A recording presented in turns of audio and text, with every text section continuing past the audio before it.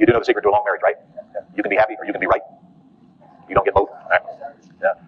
All right. So if I'm telling you, if you want to stage them, you're fine. But I'm telling you, don't do it. You don't have time. As long as the house is presentable. Does the house need to be presentable before you start sending lease option tender buyers over there? No, it doesn't. Not if they know that it's not exactly ready to go before they send. Don't surprise them. Don't make them think that it's in gorgeous condition. They go over there and find out it needs some work and decorating. As long as you tell them that up front, telling you that's not a big deal. That does not stop people from lease optioning houses. You will not believe this till you get out in the arena.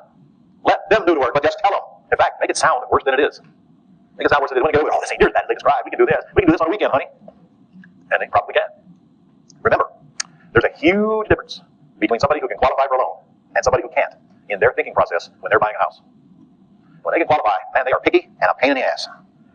And I'm tired of them. I don't even want to deal with them. They want everything. They want to pick it apart. They want to pick the house apart. They want to negotiate. They want to make closing costs. They want you to reduce the price. And then by the time you get them to the loan, they go around the corner and find one they like better. You keep them. I don't want them.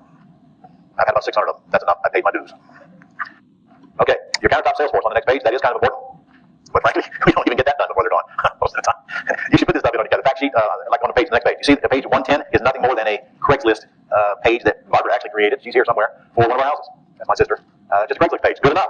Good enough. Put on the countertop. Okay, dual purpose. Spread it out. You got it. And your next step form, which is the next page, which is critical, and then your application. See, on page 111 and 112 are the two most important documents that you need because that will tell you whether you've got a suspect or a prospect. And I want you to look at 111.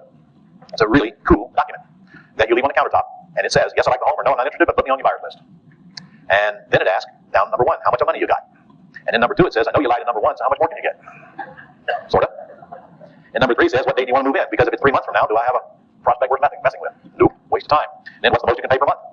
Now I know what they have on their mind. So if I've got a house that I think I'll get $1,500, they want a $500 a month place, well, I know we got the wrong place for them. Yes. And the next one, is your credit good, fair, or ugly? Please note the word ugly. You never ask, how's your credit? Because people don't want to tell you it's ugly, but they don't mind checking ugly. Because it's there. Now they see, well, okay, they do know that there's ugly credit in the world. Okay, I'm okay with that. They check ugly. And then we ask them for their credit score. Most people know their credit score now. All right, write this website down, guys, because this is truly the only website out there where you can truly go get your credit report for free. And if you can do it, so can they. Annualcreditreport.com. And I know because I did it. Annualcreditreport.com. Freecreditreport.com is a joke. You can get it for free as long as you join and pay monthly dues and all that. It's a joke. Annualcreditreport.com truly is free credit report. So they can go below credit report. Actually, I don't think it gives you the score though. No. All right. But most people know the score or close. Anyway, if they don't, it doesn't matter.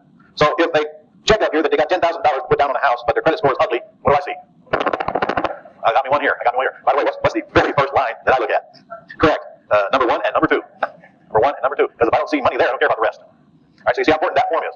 So they're either going to fill that form out and send it to you, or they're going to be on the telephone giving you that same information. Most likely you're going to be getting more on the phone than you are on this form. This form should also be on your website.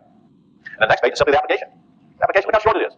Notice it isn't one of those great big long Fannie Mae 101, 003 forms that takes a year to fill out. Because look, I don't even ask them what their debts are. I don't ask them their monthly payments because truthfully nobody can remember it anyway. And when the credit report is pulled, it'll show what their monthly payments are. And when my mortgage broker, my mortgage originator, or they pull their credit report, you can see their monthly payments. You can easily determine their debt ratio based on that, and not what they say. Nobody's going to tell you what all their payments are. Can you? Can't remember them. I don't care. I don't even ask. But I do ask what their monthly income is. Look down there. Gross monthly salary, and then other monthly income for both husband and wife. That's all I care about. Now I can check their debt ratio. I got their date of birth and their social security numbers and their driver's license number at the top. So if I need a credit report pulled, that's all the information I need to pull a credit report. And down at the bottom, I have their permission and their signature to pull a credit report if I choose to. Which is all the application I need right here. And I can't tell you how many hundreds of houses that I've leased or sold with that application. Because I'm not getting them a loan. Now if they go get a loan, well they have to fill out a big long one. Yeah, but not for me, they won't. For the mortgage broker or the mortgage originator. All right, so everybody clear on that? Are you clear on that? Yeah? All right. Let me knock out a few questions and we're going to get right back to work, but I've actually got a surprise guest coming in here today. Brian Hansen is here, and he's going to tell us how to get mortgage brokers to send us all the buyers we want with a simple little online technique. And if you remember, Brian is the guy who taught one of the guys who taught our affiliate workshop on how to be Gold Club and affiliate and other products. All right, this says, I use your Pat Live buying script. Do you not think, is your current house currently listed with a realtor? Should be on the script? And the answer is no, because I do not want you to not call them back, because if it happens to be listed with a realtor, you should call them back and see if it's really listed with a realtor, and if they get the realtor to release the listing, if it's a good enough deal that you care. Besides, the less time Pat Live is on the phone, the cheaper your bill will be. Does an attorney need to review the lease option real property possession prior to using it? Yes, on the first one.